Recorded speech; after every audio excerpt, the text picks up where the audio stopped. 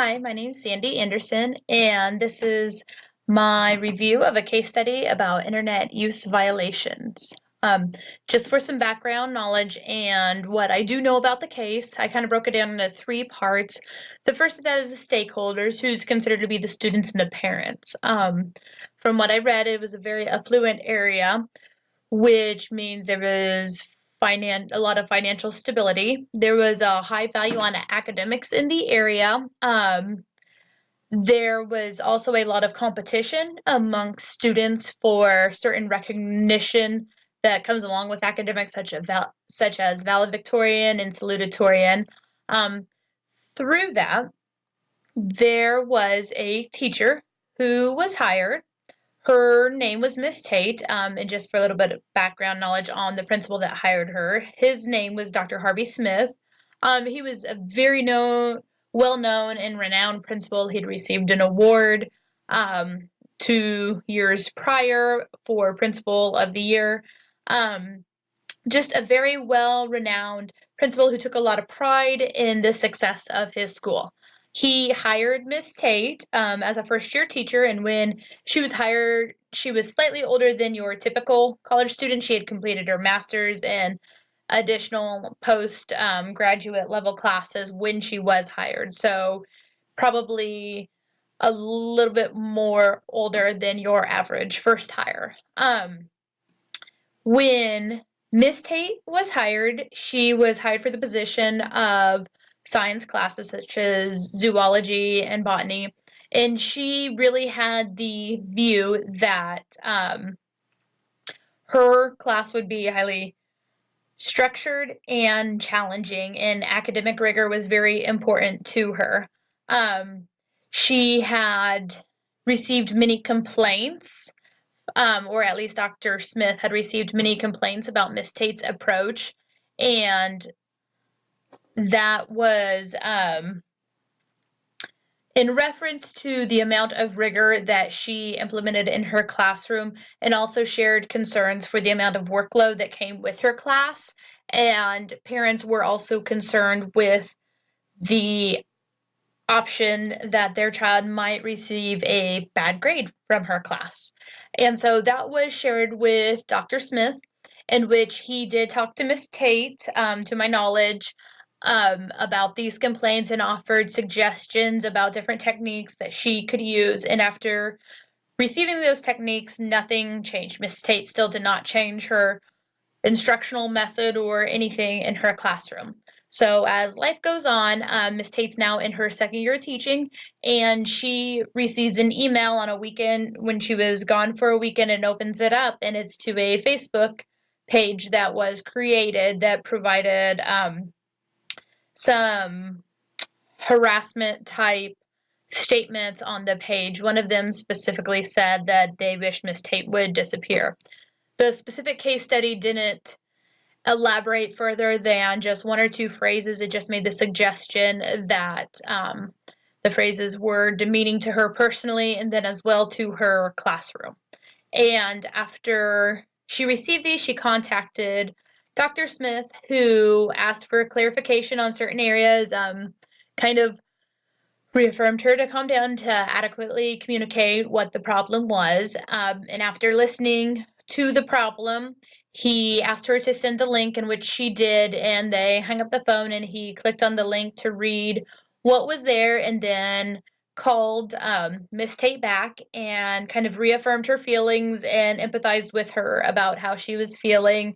Um, he suggested that the threats were possibly a prank, and that tried to get Miss Tate to kind of think about and consider if there were any students she had maybe had troubles with previously and who this might be, so they could figure it out. He proposed to postpone the conversation and further assess the situation on Monday, suggesting that they could get help from the IT department if necessary to figure out where the link originated from.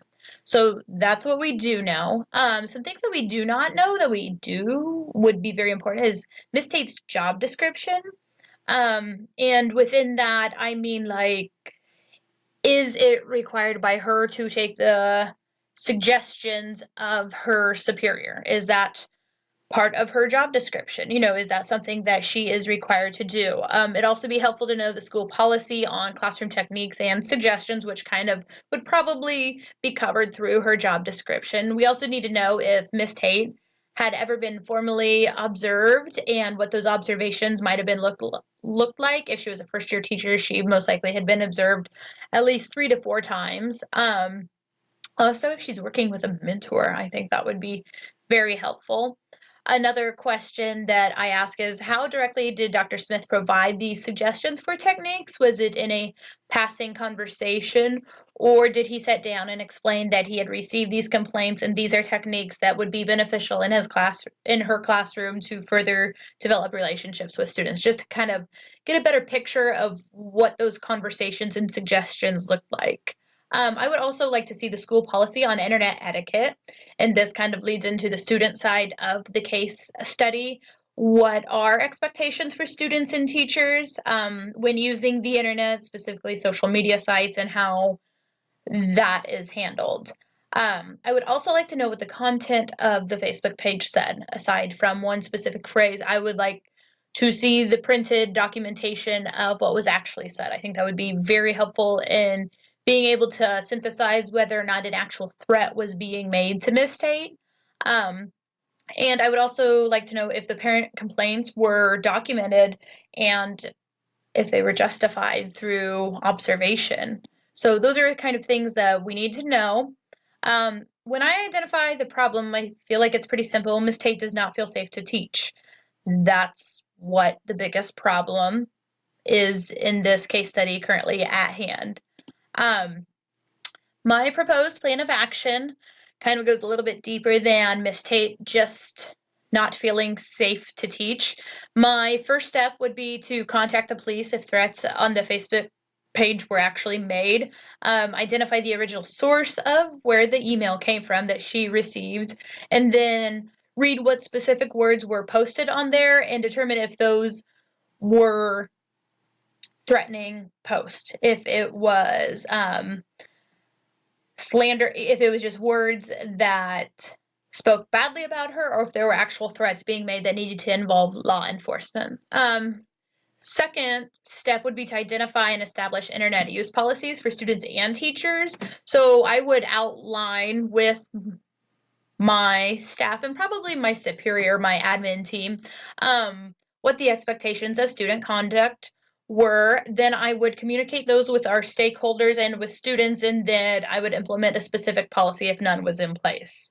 I also moved on to step 3, which kind of goes a little bit more in depth to the actual root of the problem and how these alleged threats were to come about. And that would be to provide professional development opportunities for Miss Tate. Give her the opportunity to go into other classrooms and see other teachers at work and just maybe other approaches to teaching that could benefit her. Allow her opportunities to reflect on her own practices so then she could know if just give her time to think about what it is she's doing and why she's doing that. Maybe encourage her to identify her own personal biases that she might have. Maybe her education as a child was always very rigorous and academically demanding in high stress situations that she benefited learning from, and allow her the opportunity to come up with her own personal and identify those biases. And then ask for clarification on expectations for her techniques in the classroom.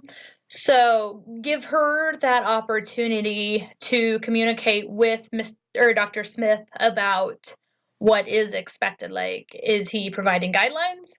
Or does he say this is what needs to happen? And then I think observations is huge here, where Dr. Smith received these multiple complaints. I know if I were a building leader, I would be in that classroom the next day, see what's actually happening, go in for myself. Don't necessarily just take it at the parent's word. Don't just take it at the teacher's word. Go in and actually see what is happening.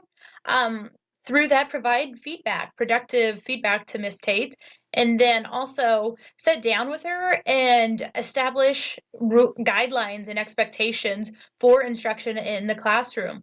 Is it going to be expected that students will enjoy her class as much as could be, and Dr. Smith and Miss Tate can further evaluate the progress in which she makes. So, thinking about resolving issues based on promoting success for all, I feel that when you take the time to look at the root of the problem, it will prevent this problem from occurring in the future. I think providing those guidelines and expectations for student behaviors as well as on the internet will also help to promote the success of these students as well.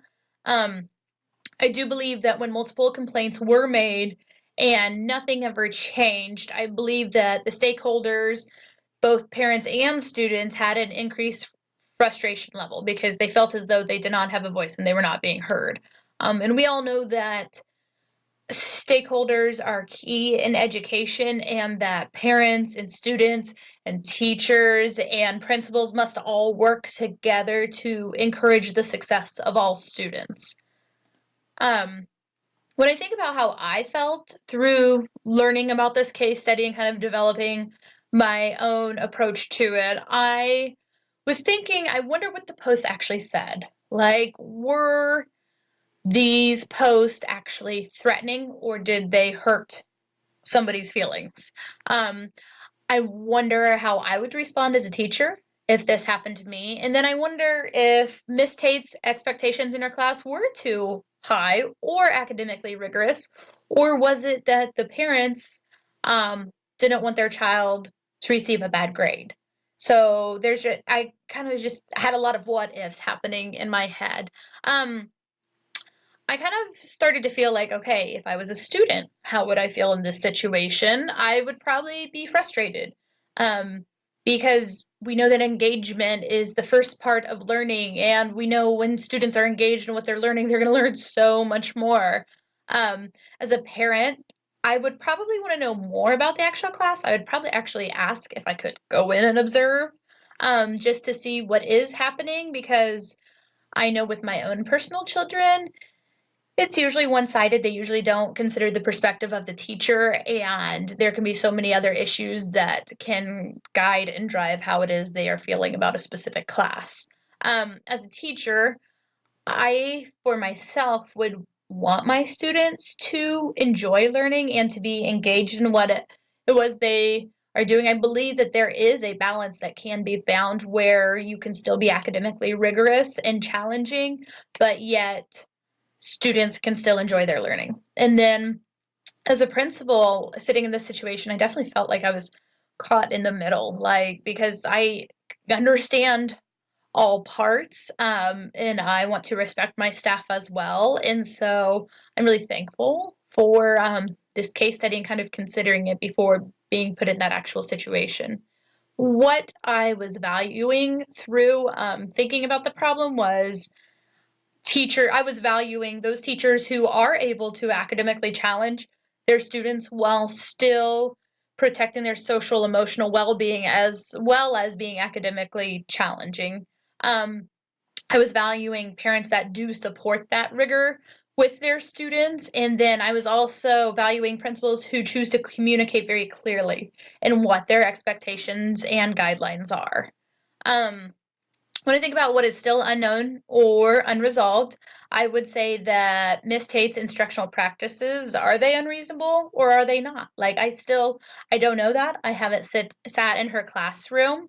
And so until I do so, I probably wouldn't know if they are unreasonable. Then I also don't know, were the techniques given by the principal suggested or required? And then did students actually threaten Miss Tate? That is a huge unknown in this entire case.